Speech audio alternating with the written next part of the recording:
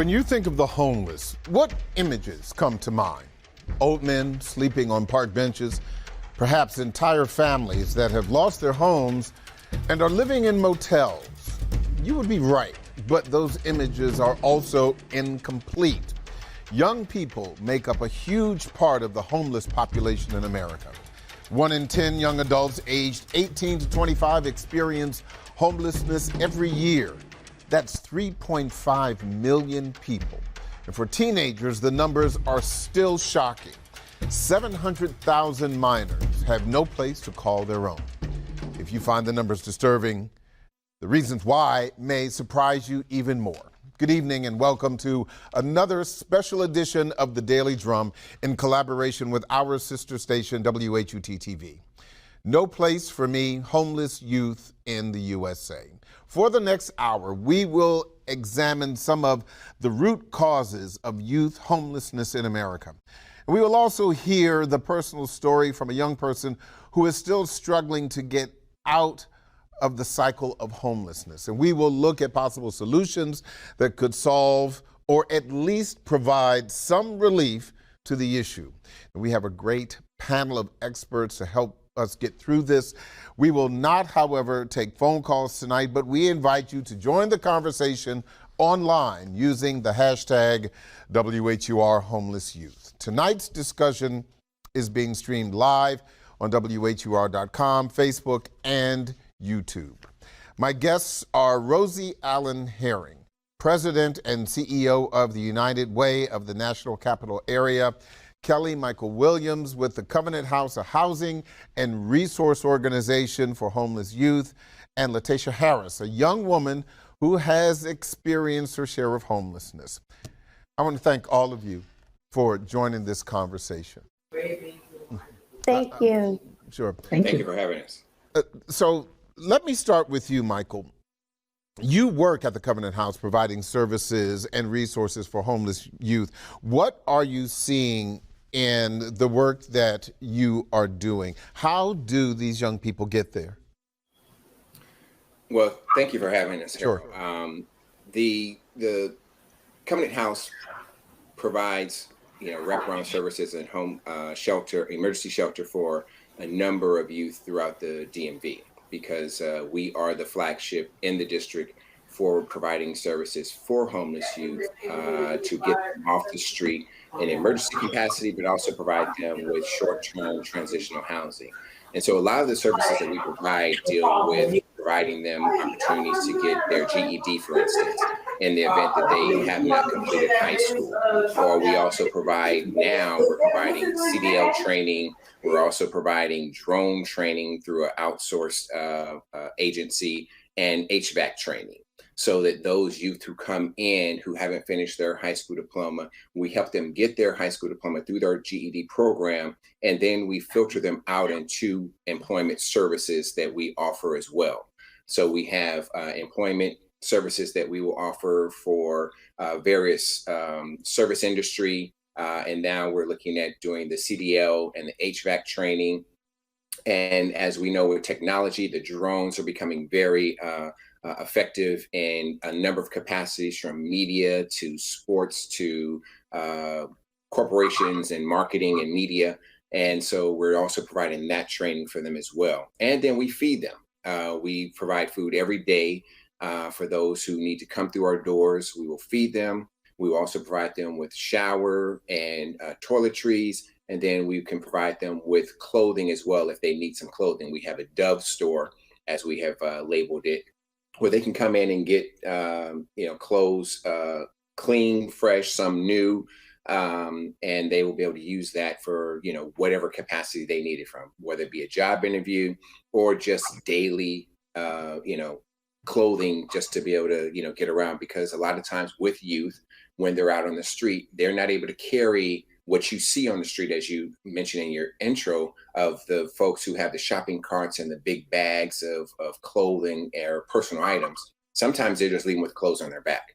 So when they walk through our doors, we need to provide them with immediate services, a hug, love, and let them know that they're in a safe place and that they're able to, go from there, wherever they need to go. we're able to start them on their journey to recovery from the streets to preferably into some type of shelter and housing situation, and then sustainability into a job or college, a career, and moving forward on and to their next destination or next journey. You know, that's a lot of resources for the young people that are coming to you, but how do they get to you? What is the very first kind of way in which you connect to these young people? I mean, how do you first meet them?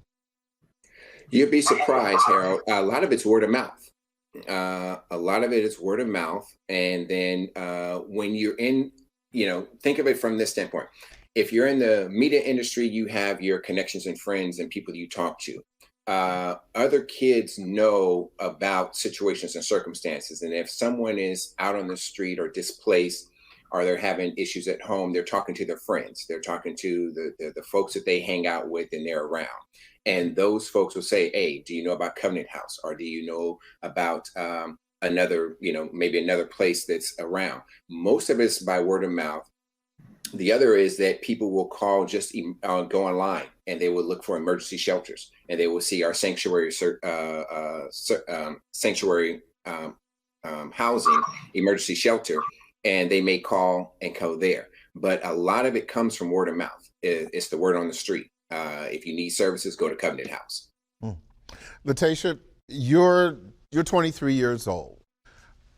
Why are you at the Covenant House? Briefly give us an understanding of your story. I left my mom's house because we got into an altercation with each other, and we really can't stay in a house with each other for that long.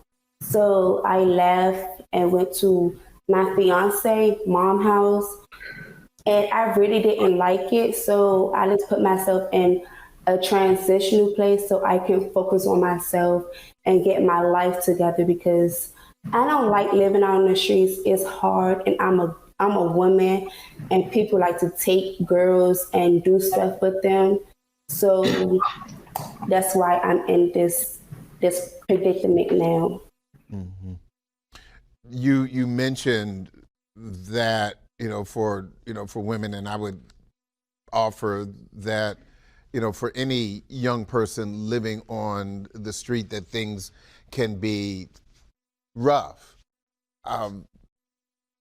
Talk to me a little bit about some of the dangers and the risks that you faced when you were, after you left your mother's house, after you left your fiance's mother's home.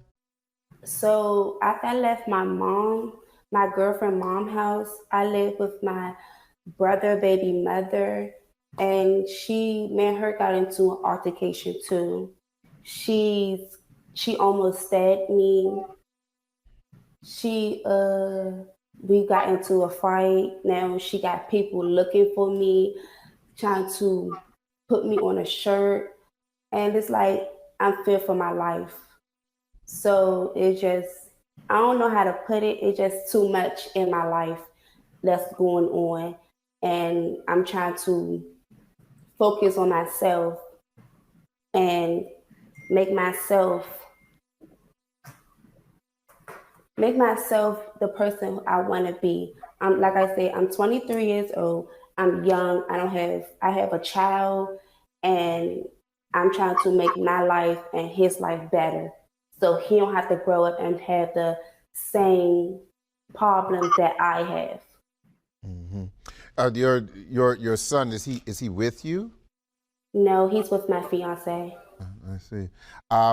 What is that like when you're trying to remove yourself from this situation and being a mother? That's got to be hard. It's hard. It's hard. I cry most of it. It's like I'm about to cry right now, because it's hard for me to be a single mom and leaving my son away from me. I can't see him. I don't see him really. He go to school. I don't really see him. I see him like in 30 minutes. Then I have to go back home, back to the place I'm at.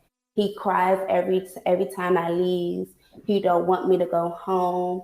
Yesterday, I was with him. He stood in front of his grandmother's door and told me I was not leaving at all. He do not want me to go. He want me to stay. And it's just hard for me just leaving my son. Take your time.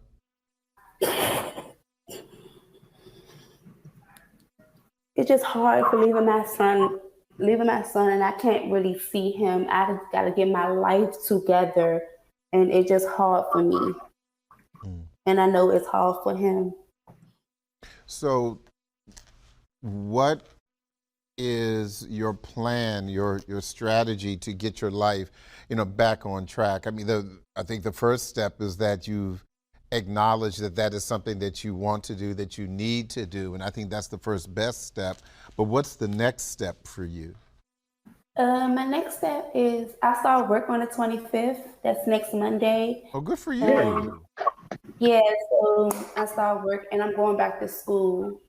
So that's my focus for right now. I'm working and going back to school. So when I start doing that, I could look for the next step to do. So what's the job? Can I ask? Can you share it with us? I want to work. I'm working at Howard University College.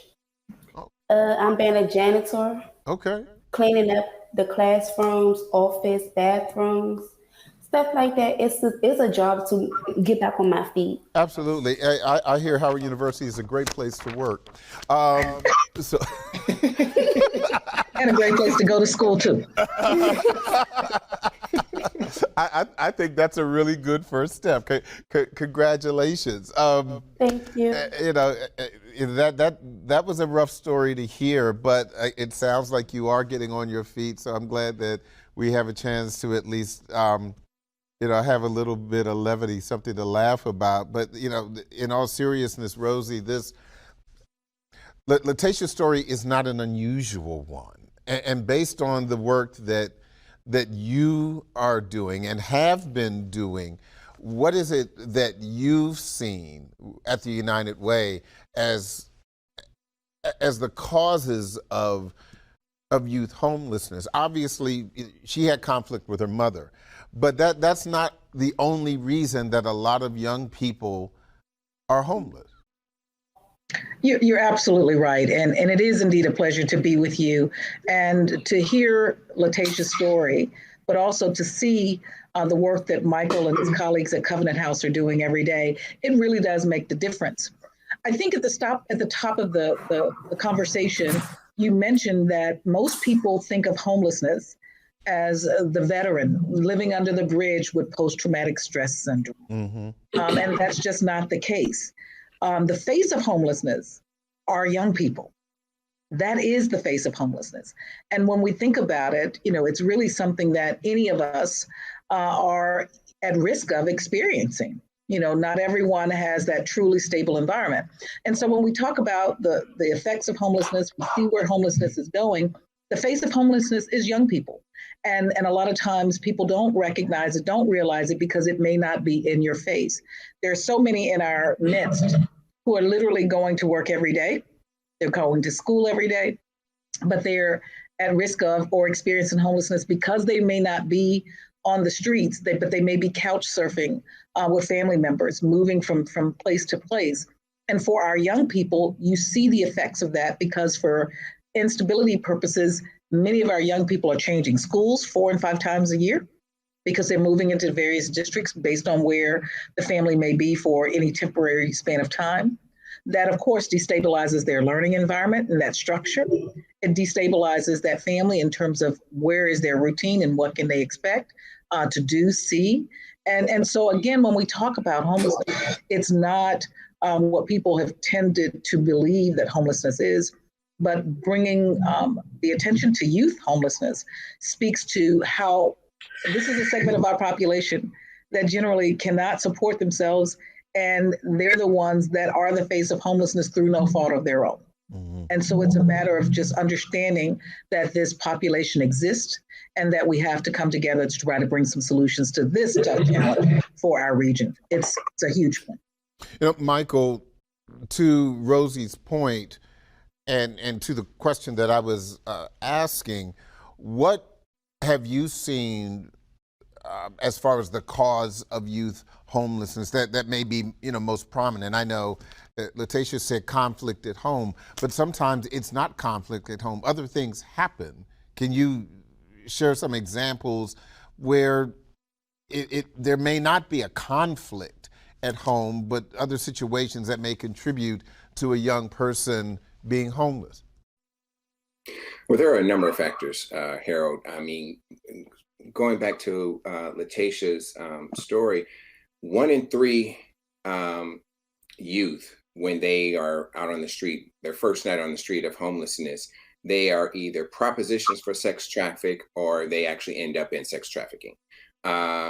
And when she was describing the fact that being a female out on the street and, a lot of people want to do things to her, that's one of the concerns that I'm sure she has and most homeless youth do once they find themselves out on the street. A number of reasons could be being, parents. I'm a parent. A lot of times when I was growing up, I remember my mother saying, when you turn 18, you either in school, got a job, or you move out. Mm-hmm. And in a lot of cases, that's what's happening. So kids who, once they turn 18 or at that point or position, they have to get out of the house. They have to move out of the house. Other cases, it may purely be financial because of what Rosie is talking about.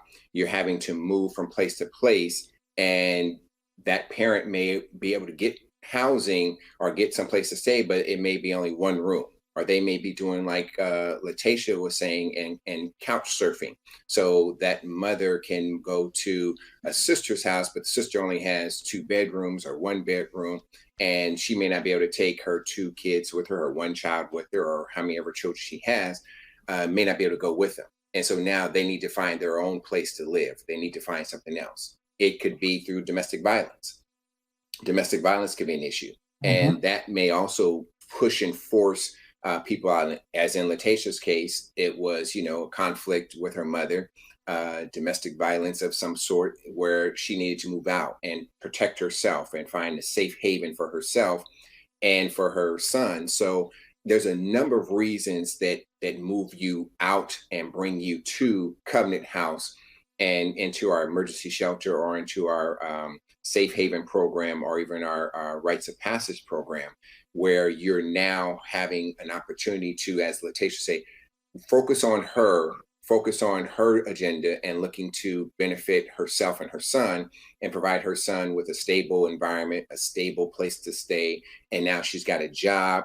She's going to be working. She's going to be saving her money up, because we're going to require her to save some of her money so that when she gets to the end of the program, she has a nice kitty save where she can either put money down on a place to live, or she can find her own apartment so that she has enough room for her fiance, and her son to be able to live, and she'll be able to continue that job. But now she has some skills that we provided for her, from life skills to knowing how to save money, how to budget, how to do exactly what she needs to do with her finances that she would not normally have or be able to do, had she not come through our program. And I'll tell you, I was homeless. And I had a great job, 6 figures, had a nice home. I had just actually gotten custody of my son, went through a divorce of my relationship and lost everything. I was sleeping in the back of my car. And I know exactly what Octavia is feeling. She's 23. I was much older, but I lost, administration changed. So I no longer had a job. The friends that I, had helped get jobs or talked to, I went to them to try to find a job, and I was overqualified for the job. I wasn't, they couldn't help me get a job. And so I was unemployed for a number of years and didn't have a place to stay for over a year, and didn't realize what I was doing was couch surfing and sleeping in the back of my car until I came to Covenant House. Because when I was homeless, they didn't have programs or places for single men to go. It was only single women. So I remember going to Virginia Williams trying to find shelter. And she said, well, we can't service you. You're a man. I was like, okay, I'm got a child. I'm homeless. She said, we only service the women. I'm like, is there any place I can go for men? And there was no place I can go for men. And in the shelters that were there, I couldn't bring my son into. So I was literally trying to find a place to stay at night. And I devised the scheme of telling friends that I had a job working graveyard shift. Could they watch my son for me? Just so he could get a place to sleep, a meal to eat, a hot bath. And I would literally go sleep in the back of my car at the West Hyattsville Metro Station. And I did that for months until I realized that what I was doing, I said, was couch surfing. And I would find friends that would allow me to go and stay at their house one night here or one night there. And then I got into a program where, a job program where they would actually pay you, I think, $50. It was either a week or every 2 weeks. I think it was $50 every 2 weeks. And I would use that money and save that $50 for when my son was with me to go and stay at the motel. I think it's a Red Roof Inn in Lanham, because it was like $39 or $29 a night. And I would save that $50 for 2 nights because I didn't want my son to tell his mother that we were homeless because I would lose custody of him. And so I literally was, sitting in the back, sleeping in the back of my car, or sleeping at that Red Roof Inn when I could afford it, and feeding him Happy Meals every day. So it's a struggle. It's tough. And I know exactly what she feels and what she's going through each and every day, because I was so afraid that that I was going to lose custody of my son. I was going to lose the ability to see my son, that I was willing to tell them, look, I'm working, I'm doing this. And I was fronting. I didn't have a job. I didn't have a pot to anything in. I was trying to just make it. And so the benefit and blessing for me was that God allowed people to accept and receive my son each and every night that I was pretending to go to work. And then I would have to figure something out on weekends because I had no place else to go. And I couldn't tell them that I was working 7 days a week. So I would have to have some time to really sit around and be with him. But that's how I made it. Yeah. And fortunately, I was able to get back on my feet and get back into the workforce. And now he's 19 or getting ready to turn 20 years old and a sophomore at NYU and going to school and getting straight A's. So my message to Latasha is keep fighting and keep focused on what it is that you want to do, because you're going to make it. It's going to be rough and it's going to be hard, and you're going to have some sleepless nights. You're going to have some nights you cry, because trust me, I've been there, I've done that. But it's going to come out. It's going to come out on top. Latasha, in listening to Michael's story, what are you thinking about what he just shared with us? The last part when he said he been there, done that, he been in my shoes, he know what I'm going through. Yeah, I really hope everything as planned that I plan. I think about the picture that I think about me in my own place, me taking care of my child waking up in the morning in his own. I want my son to be happy. I don't want my son to go to the route that I went when I was young. I don't want that at all. I want my son to come up, grow up, have a job, and just go to college and have his own. I don't want him to go the route that I'm going through. Living house to house, fighting people, trying to figure out where you're going to go, who's going to let you in, who's not going to let you in, how many days do you have to stay, all this stuff like that. I don't want my son to go through that, and I really don't. No. I don't. We are going to have to take a break in just a few moments, but before we do, I'd like each of you to share with our audience, perhaps, what is the one thing that has surprised you about youth homelessness? Rosie, your first thoughts, the thing that has surprised you about this difficult issue.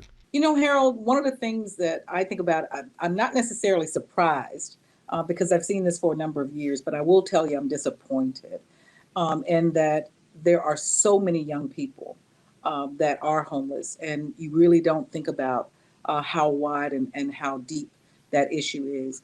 And they're getting younger every day because, of course, young people are dependents. And so they find themselves in this predicament through no fault of their own. So that's probably the most disappointing for me, that I think a lot of times people are surprised when they understand how many young people are in the homeless population. Yeah, I want to ask Michael about the same issue. What is it that has surprised you about youth homelessness now that you've been working in that space? I think what has surprised me the most is that we get so many youth coming through that are determined, like Latacia, to change their trajectory of their life and to move forward. And I say that, and it surprises me in that it is such that, you know, as men, or as I'll say as young men, there's the stigma and the pressure of being able to face where you are and deal with it, and be able to talk to your boys and let them know what you're dealing with. And so the fact that these young men and young ladies are coming through our doors with the determination of saying, you know, they're not willing just to stay out on the street or just to hang out or just to get by. They have the attitude like Latacia has of, I'm going to do something different. I'm going to make sure that not only I'm doing something different, but the child that I'm responsible for is going to have something better than what I had. Similar to what our parents would say to us is like, you know, you should do better and you should be better than I was. They have that resiliency that Rosie talked about, and that desire and focus. And then when they come through our doors and we put the responsibility on them to actually perform and do what is necessary to get to the next level, they do it. Whereas the thought of is that they're homeless and they don't want to do anything, or they just want to sit out there, or they're looking for a handout or something like that. That is not the case. These young people are coming through our doors to say, you know what, I'm glad I could find you. Because I'll tell you, had I known about Covenant House, and if Covenant House was available to me, I would have been right there. Mm-hmm. There would have been no hesitation for me being there. But because we have a opportunity to service the DC area and the Maryland and Virginia area as well, because we are the only as I call the flagship of the homeless community. These youth are coming to us from Maryland. We're now partnering with Prince George's County to set up housing there for them, and we're able to get them in, help them with their needs, and provide them with some services, and get them on track to see a future for themselves where they're planning out their future. They're saying, this is what I want to do, like Latacia, and this is where I want to be. I may start at Howard University doing custodial work, but I know that's an end to a means, because that's going to get me started. That's going to show me some work ethic. That's going to give me something on my resume. That's going to put money in my pocket so I can feed my son. Because that was the greatest thing for me, is when I'm talking to friends that I knew that I got 6-figure jobs for, and I'm saying, look, I just need a job so I can feed my son. Mm-hmm. They're like, yeah, but you might leave in 2 weeks or 6 months. I said, I'll commit 2 years to you. I'll stay here because my son needs to eat and I need to provide. And that was the hardest part for me personally, is being able to find that. So I know when the youth come through our door and we're saying, we're going to help you get that job and keep that job, so it's just not a one-time deal, they now have something that they didn't have when they left maybe their home or where they were before. They have someone that's showing that they really care about them. They care about their future. They care about where they are going, who they are, no matter what their circumstances are. We care, and that's what we do. We show love once you walk through the door. We want to hug you. We want to give you a bath, a shower. We want to give you some food. We want to let you know that you're in a safer place today than you were yesterday, and you'll be in a better place tomorrow than you were today. Yeah, I think you make an excellent point there. It's the been there, done that, got the T-shirt, and now you want to make sure that some other people who are going through that process don't stay in that process. We need to take a quick station break and say goodbye to our 96.3 WHUR audience. But this conversation continues online and on Sirius XM, channel 141, HUR Voices, 96.3 HD2, and on 98.3 FM. No Place for Me, Homeless Youth in the USA will continue in just a few seconds.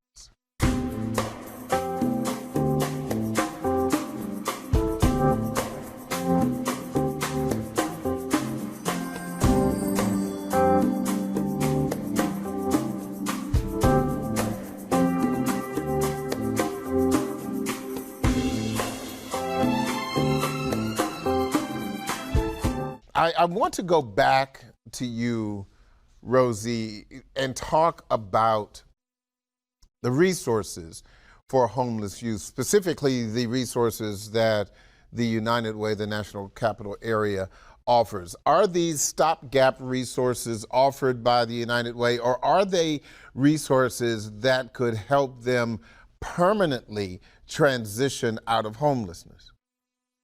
Well, thank you again. I think that the resources vary.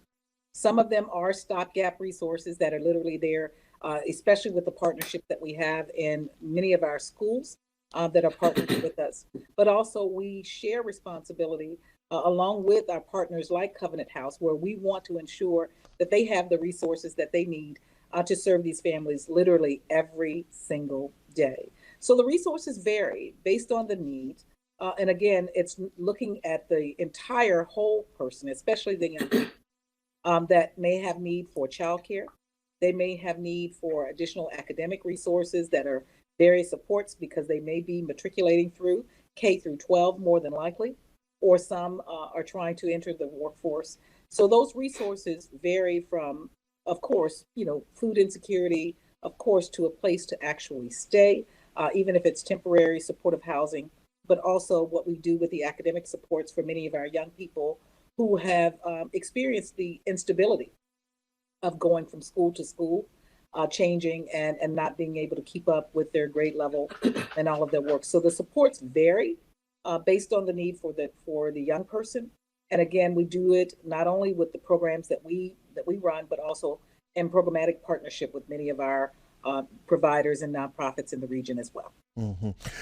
Michael, living in the DMV, for example, is extremely expensive. I don't have to tell you that. And when I was, recounting the story that you were sharing with us about your journey, and you said, you had a six-figure job and, and all of this, but I can't imagine what it is like for someone who doesn't have, perhaps the kind of education that you had and the initial resources that you had before you became homeless. Even a job that pays $20,000, $25,000, $30,000 a year, finding housing, a single young person finding housing has to be challenging even under the best circumstances. What do you talk to me about just finding housing in this area and in other cities like it where it's so expensive? Well, Harold, we don't have to talk about the youth. We can talk about adults. I mean, 30, 40, 50-year-olds who are living in the DMV now trying to find housing. I mean, look around us. We have apartments everywhere. And the irony of it is that the apartments, in some cases, are costing more than it would cost you if you had a mortgage or a house, but people are basically living together. So they're getting roommates and finding things. Housing is difficult. I know that for me at that time, I had no income, so I really couldn't find anything. But for those, like you said, if you have unless you're making the $20 an hour or $36,000 to $40,000 a year, and you have a roommate or a boyfriend, girlfriend, a significant other sharing that with you, housing is difficult. And as you see through many of our cities or inner cities throughout, from California, Philadelphia, Chicago, DC, Texas, Houston, Dallas, trying to live in the city is becoming more and more expensive. Housing is a premium. And so because we have allowed ourselves to become the gentrifying city that we are and the premium city that we are, because we want to bring in business, we haven't looked at the impact of what it's going to have on our city. And I remember mentioning to some of the staff at Covenant House about 2 weeks ago, we're going to be like California, my home state, where you have people literally making $70,000, $80,000, $90,000 a year and cannot live anywhere in the city because housing is so expensive. So if you take someone like Latasia, who she's got a job at Howard University, let's assume that they're paying her $15, $16 an hour or maybe more. Her housing costs after, her paycheck, after she gets taxes and everything taken out of, is going to be barely enough for her to pay the rent. Now she has to worry about utilities, food, and everything else that comes with that. Those are hard choices that she's going to have to make, that we're helping her to make and helping her through. But those are the decisions that the city has to figure out what they're going to do. Continuing to build and allow developers to come into our communities and build market rate housing, even when they tell us they're going to give us 20 or 30% AMI housing, it's not enough, because then those individuals have to qualify for that housing. They have to go through the application process. And if they have been through what Latasia has been through, if she has a credit history, it may be minimal. But if it's good, then she's in a better position. But if it has some hits on it, she's not going to be able to find that housing that's going to be in the safe environment that she wants to be in. That's going to be an environment where she can raise her son properly and have him, be able to play outside and not have to worry about a stray bullet. She's going to have to figure out what's going to happen. So now you have to deal with the environment of the circumstances of the cities that we live in across the country, and the DMV being one of them, where housing has literally gone to the roof. I remember seeing a 350 square foot place. It's right there on 4th Street by the wharf, 350 square feet. It had a Murphy bed, a pull down table, a bookshelf that moved so that you can put everything down for your closet and all this other stuff. And it was $2,400 a month. It was 350 square feet. If you sneezed, and Stephen, if you had corona, if you sneezed, whoever else was in the house was going to get it. So it is like, it's crazy. It's crazy. It's difficult and it's stressful. I mean, 30, 40-year-olds are stressing right now trying to find housing. Think of what Latasia has to do at 23 years old with a child and not knowing, what's going to happen tomorrow. That is the pressure that a lot of these youth live under, and the pressure that they have to go through each and every day. I remember thinking to myself when I was in the position, I wanted to go back to school. I wanted to get my law degree. I wanted to do this. But the only thing I can think about was, how was I going to feed my son? How was I going to be warm? What was I going to do the next day? And I thank God. I have to tell you, Harold, I was talking to some folks a couple of weeks ago. I thank God, because every day that we went to the library, because that's where I would take my son, somebody would walk up to him because he was reading the book and he was so well-mannered and he was just sitting there, that they would literally give him money and say, can I give him some money to go get a Happy Meal or something? And I would, pretend like I didn't want it or grudge and say, oh, it's okay, it's all right. Like, no, please, well, okay, go right ahead. And I was just saying, thank you, Jesus, because that's going to feed him tonight, and we can probably feed him tomorrow. So I don't have to worry about him. I'm good. I'll make it. I can fast 2 or 3 days and be okay. But that's going to help him to make sure that we can, have something to eat for him. And that happened with us for months. I mean, literally, I would go to church service and someone would walk up to me and put $50 in my hand. I would go outside and just thank God that I got it. Yeah. And that they helped us out, because it was something that just helped us make it. It helped me make it. And it helped me help him understand that we're going to make it, and we just keep pushing. We keep pushing. It's going to work.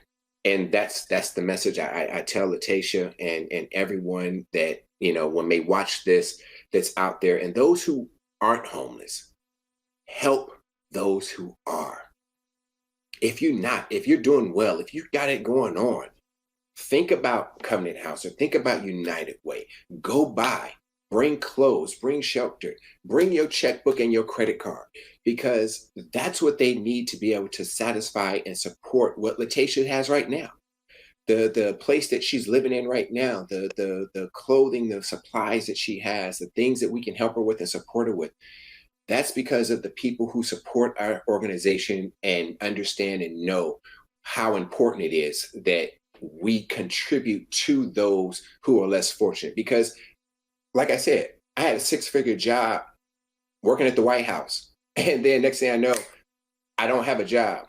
I'm no longer working. And now I don't have a place to live. Mm-hmm. So it can happen to anyone, right? It can happen to anyone. If like the saying is, if you can make it, anybody can make it. But if it happens to you, it can happen to anyone. Mm-hmm. And that's the truth. It does not matter what your level of education, your income.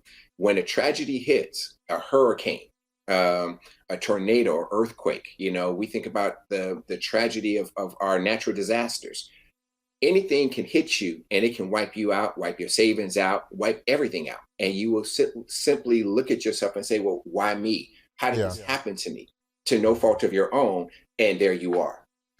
Latasia, we spoke earlier about the job that you're going to be starting and what you want, right now. Here's the simple question, because like you said, you're just, 23, 24. What do you want to be when you grow up? That's what I always ask young people. I want to have my own business. I want to be my own boss. Like I said the first time, I'm going to school for cosmetology. I want to be my own boss. I want to build my own business, my own hair salon. Like, that's what I want to be in 5 years from now. Mm-hmm. Once you get settled in the new job, what's the next step for you? Are you going to, look for your own place? Are you going to see if you connect with, your fiance? Have you kind of laid out, those next steps? So my next step is, after I start working, I'm going to school. I'm going back to school. Then when I start getting affiliated in school, that's when my next step is. After the school, I'm looking for an apartment for me and my child. Mm-hmm. We not staying in DC. That's all. DC is not good for my baby. Baby's dying, and I'm taking care of my baby, saving, protecting my child. I don't want my baby to be on no shirt or no news or me crying every day, one day. Yeah. And trying to figure out what did my son do? Why it gotta be my son? Why it can't be nobody else? I don't want to think of that. I don't want to I'm a mom. I don't want to that's my first and only child. I want my son to have a perfect life. Yeah. Be the man that I want him to be. You know what, Rosie? I just heard something from Latasia that we haven't really spoken about when it comes to young people. We talk about it with adults and some of the issues regarding, PTSD and mental health and stuff like that. But Latasia is talking about peace of mind / mental health for herself and her son, and the life that she plans to lead after homelessness. How important, from your perspective, is that self-care mental piece as young people transition out of homelessness? Well, Harold, I'll tell you, the mental health piece is critical no matter where you are on the spectrum. Just sitting here and listening to Michael's story, Latasia's story, and there are many more Michaels and Latasias out there. Mental health is real. Self-care is needed. It's not a luxury. It's a necessity. And what we found, at least over the last 20 months, as we found ourselves trying our best to emerge from even the pandemic, we've seen the uptick in domestic violence. We've seen the uptick in child abuse. We've seen the uptick in mental health needs. Can you imagine? That's because there was a pandemic that each of us have been going through. You know, it affected us all in some shape, form, or fashion, certainly some more disproportionately than others.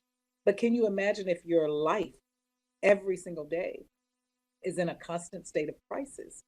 No one has the capacity to be able to literally manage that day after day after day without some impact to their psyche, some impact to their self-esteem, some impact to their well-being. And so self-care is real. And I want to go back to one thing that Michael was sharing when he was talking about his story, and he talked about the work that they're doing at Covenant House, which we at United Way of the National Capital Area applaud because they do it every single day. It really is about not so much challenging the audience to think about what they can do, but challenging the audience to think about what all of us can do. Because I come from a philosophy that I believe there is enough in this world. There's enough housing, there's enough resources, shelter, food, clothing, there is enough. The balance for us as a world and as a country, and certainly as a community, is how do we balance those resources? So for those who have largesse, you have the ability to tip those scales to help someone else. And it's the same thing, you know, when it comes to homelessness. Don't look away, because there go by the grace of God that I'm not one of those. And we all recognize that the economics say that we're all literally one crisis, one paycheck, one emergency away from being able to deal with some of the downstream effects of homelessness or economic challenges. So self-care is real, you know, mental health is real, and we find it now needed more than ever in terms of the resources for that. Mm. Well said. Harold, yes. Let me add to that, because that the self-care, the mental health, I didn't know I was depressed when I was going through what I was going through. I thought I was just rolling with the punches. I thought it was just, you know, what it was and it is, until that day when I wrote my suicide note to leave for my family and took a bunch of pills and got in my bed and just said, okay, I'm canceling Christmas. I got to that point. I got to that stage, and thanks be to God that he woke me up and he didn't take me. But I went and checked myself into the hospital, and I'll briefly tell that story because I went to Providence Hospital, checked myself in, and told them I tried to commit suicide. And they had me sitting out in their lobby for about an hour and a half to 2 hours.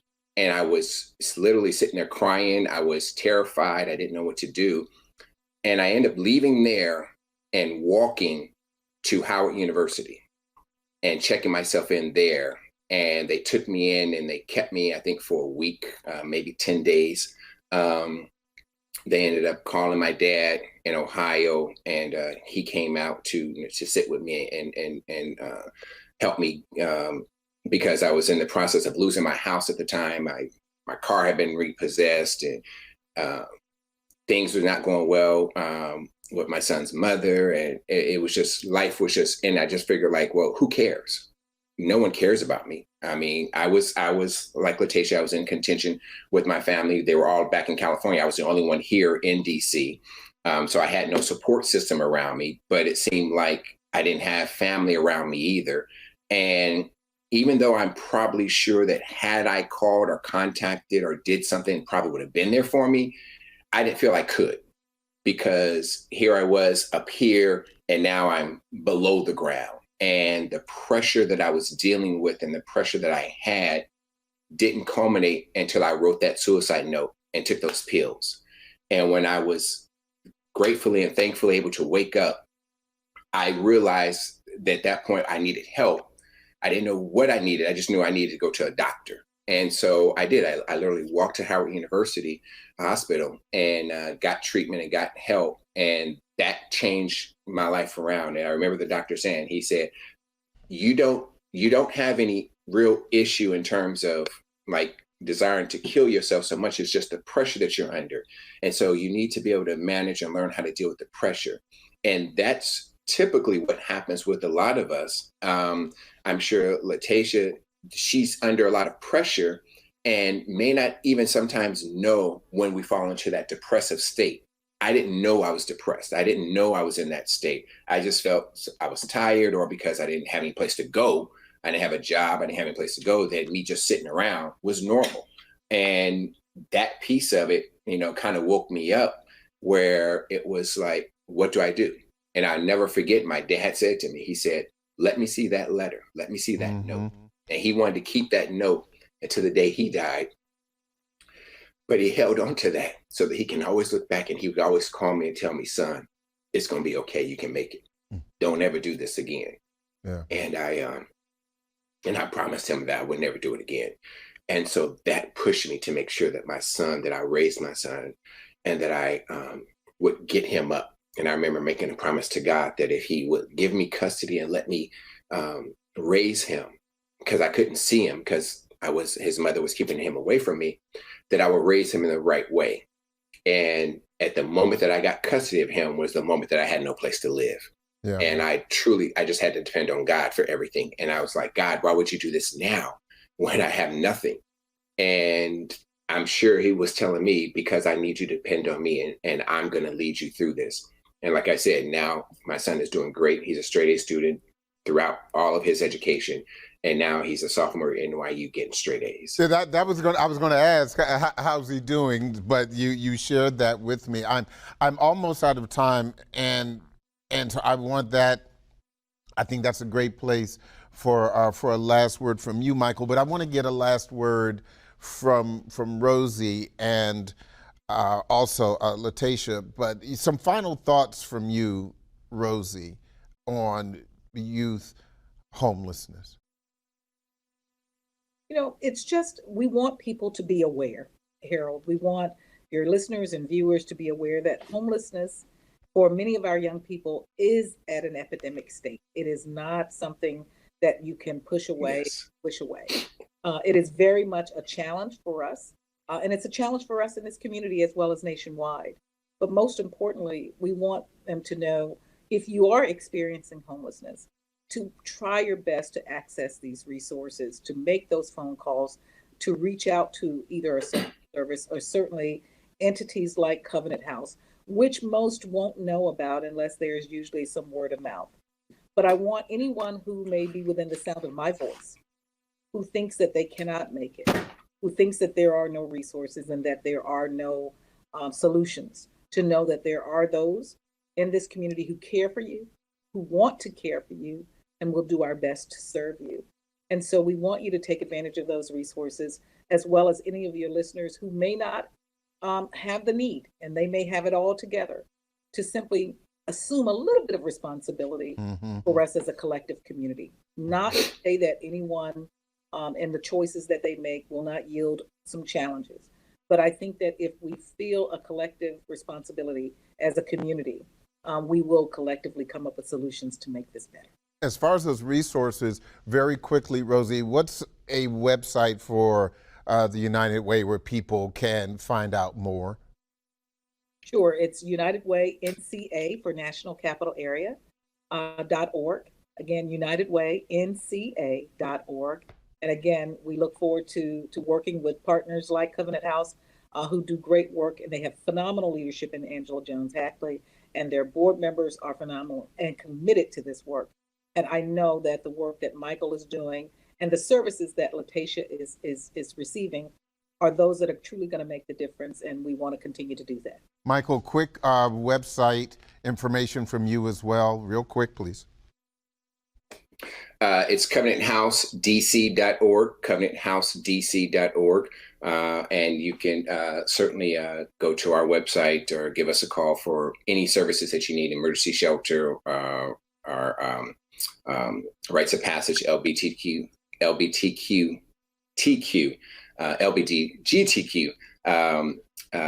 Also, we have a shelter for that population as well. Well, we are out of time, but I did want to say to Latacia that I am inspired by the strength that you've shown and the courage that you have shown on this program. I think that you are trying to be a wonderful mother and a wonderful person. And I believe that you are going to get everything that you want, not only for yourself and for your son. Congratulations on the new job. And I'm sure your life will turn around and will be very, very good for you, Latasia. So I want to thank you and thank all of my guests for sharing in this difficult but very important conversation. And we ask you to consider the other homeless statistics and the young people who are behind them. The youth are often the unseen homeless. They are those you may not even suspect, but they are there in large numbers. And they're looking for stability. They're looking for opportunity. But above all, they are looking for a place to call home. I'm Harold Fisher. Thank you for watching and listening. Good night.